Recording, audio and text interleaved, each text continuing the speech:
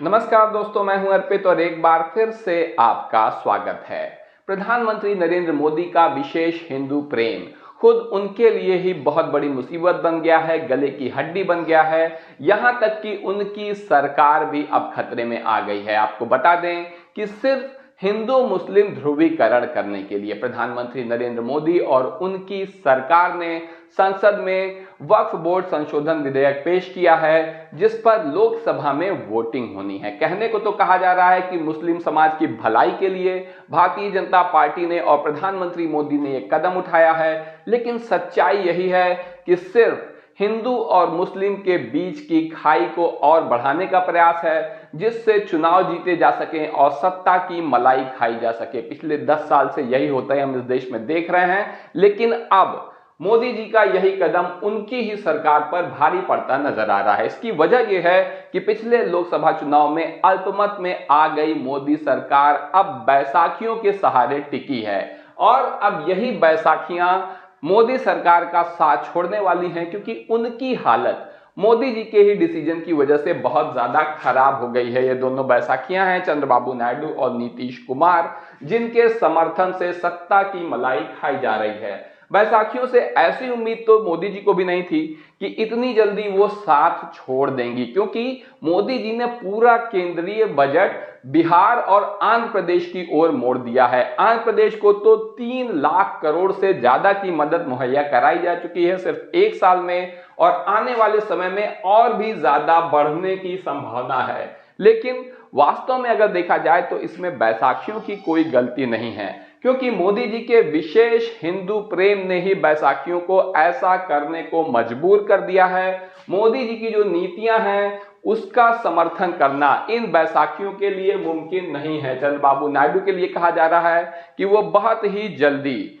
मोदी सरकार से समर्थन वापस लेने के लिए मजबूर हो गए हैं। इसकी वजह सीधी सी ये है कि आप देख सकते हैं, इंडिया टीवी की खबर है ये कि वक्फ संशोधन विधेयक के खिलाफ पटना और विजयवाड़ा में होगा विरोध प्रदर्शन। मुस्लिम पर्सनल लॉ बोर्ड ने किया ऐलान। अब मुस्लिम समाज जो है ये समझ चुका है कि भारतीय जनता पार्टी का बहुत ज्यादा विरोध किए कोई फायदा होने वाला नहीं है, क्योंकि भाजपा इस बिल को लाई ही इसीलिए है कि जितना ज्यादा मुस्लिम समाज विरोध करेगा उतना ज्यादा भाजपा दिखाएगी कि ये देखो, इसकी वजह से ध्रुवीकरण करने का प्रयास होगा, हिंदू मुसलमान के बीच की खाई बढ़ेगी और भाजपा को लाभ होगा। लेकिन ये जो बैसाखियां हैं जिनके समर्थन पर मोदी सरकार टिकी है, और ये बैसाखियां खुद चुनाव जीतकर मुसलमानों के वोटों के दम पर आती हैं। आपको बता दें कि चंद्रबाबू नायडू ने मुस्लिमों को आरक्षण देने का वादा करके चुनाव जीता था, विधानसभा चुनाव भी जीता था और लोकसभा में भी उनके 16 सांसद चुन के आ गए। अब वही चंद्रबाबू नायडू मोदी जी का समर्थन कर रहे हैं, भाजपा की सरकार का समर्थन कर रहे हैं। ऐसे में मुस्लिम समाज ने सीधा हमला इन बैसाखियों पर किया है, और यही वजह है कि ये जो विरोध प्रदर्शन हो रहा है ये पटना में हो रहा है और विजयवाड़ा में हो रहा है, यानी बिहार और आंध्र प्रदेश में हो रहा है।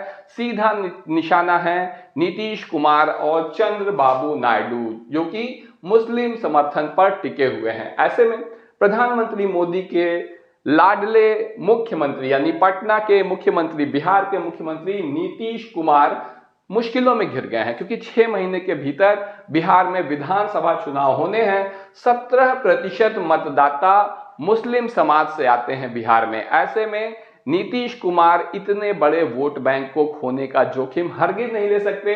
वहीं नायडू ने समर्थन वापस लेने का मन इसलिए बना लिया है क्योंकि इनकी सरकार तो खास तौर से मुस्लिमों के समर्थन पर ही टिकी हुई है। आप खबर देख सकते हैं आगे, दिल्ली में 17 मार्च को हुए प्रदर्शन के बाद all India Muslim personal law board ने वक्फ संशोधन विधेयक के खिलाफ देशव्यापी आंदोलन शुरू करने की घोषणा कर दी है। यानी पहले दिल्ली में आंदोलन हुआ, अब देशव्यापी होगा, और इसके तहत आप देखिए पूरे देश में जो 2 जगह चुनी गई है, 26 मार्च को पटना और 29 मार्च को विजयवाड़ा में विधानसभाओं के समक्ष बड़े पैमाने पर विरोध धरनों का आयोजन किया जाएगा।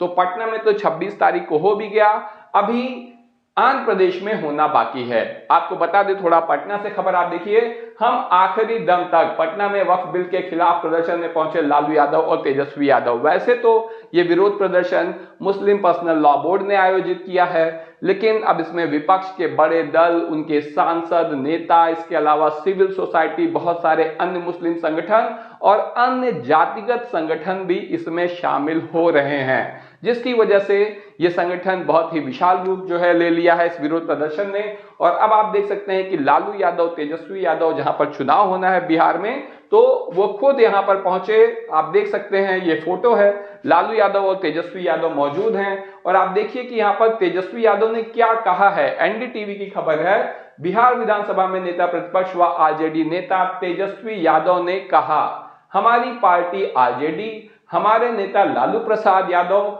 यहां आपका साथ देने, हम सब आपके हाथ मजबूत करने आए हैं। किसी भी कीमत पर, चाहे सत्ता रहे या ना रहे, हमने सदन, विधानसभा व विधान परिषद में इस गैर संवैधानिक अलोकतांत्रिक बिल का विरोध किया है। यानी आरजेडी का स्टैंड बिल्कुल क्लियर है इस मामले में। आज हमने कार्य स्थगन प्रस्ताव लाकर इस पर चर्चा की मांग की, लेकिन सदन स्थगित कर दिया गया। हम आपको बताना चाहते हैं कि हम इसमें आपके साथ खड़े हैं। हमारी कोशिश है कि यह बिल किसी भी कीमत पर पास ना हो। तो आप देख सकते हैं कि तेजस्वी यादव बिल्कुल स्पष्ट शब्दों में, बिना किसी लाग लपेट के इस बिल का विरोध कर रहे हैं, इसे असंवैधानिक बता दिया है। वहीं दूसरी तरफ नीतीश कुमार, जिन्हें अच्छी संख्या में मुस्लिम मतदाता वोट देते हैं, वो बुरी तरीके से विधानसभा चुनाव से पहले फंस गए हैं, क्योंकि 17% वोट की कुर्बानी नीतीश कुमार नहीं दे सकते हैं। जो कट्टरपंथी वोटर हैं, जो हार्ड लाइन हिंदुत्व का सपोर्ट करते हैं, वो पहले ही भारतीय जनता पार्टी को वोट देते हैं। ऐसे में नीतीश कुमार मुस्लिम मतदाताओं को किसी भी कीमत पर नहीं छोड़ना चाहेंगे।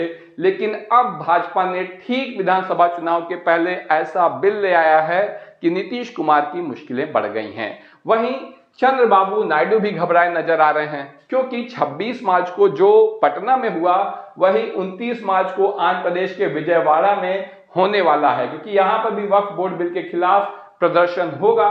और नायडू का भी अब वैसा ही हाल हो रहा है जैसा कि नीतीश कुमार का हुआ है। सभी को पता है, किसी से छुपा नहीं है कि चंद्रबाबू नायडू की सरकार मुस्लिमों के समर्थन पर टिकी हुई है।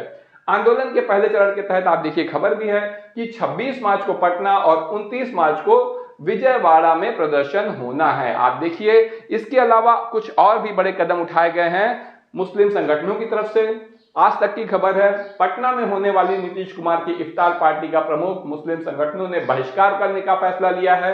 जमीयत उलेमाए हिंद और इमारत शरिया जैसे बड़े संगठनों ने नागरिकता संशोधन विधेयक के विरोध में यह कदम उठाया है। इसके साथ ही एन चंद्रबाबू नायडू और चिराग पासवान के इफ्तार पार्टी, ईद मिलन और अन्य कार्यक्रमों का भी बहिष्कार किया जाएगा। तो निश्चित रूप से बहुत बड़ा झटका है ये इन पार्टियों के लिए, इन नेताओं के लिए, जो आप देख सकते हैं कि रमजान के समय में, ईद के समय में किस तरीके से पब्लिक को बेवकूफ बनाते हैं। जी हाँ, मैं इसको बेवकूफ बनाना ही कहूंगा।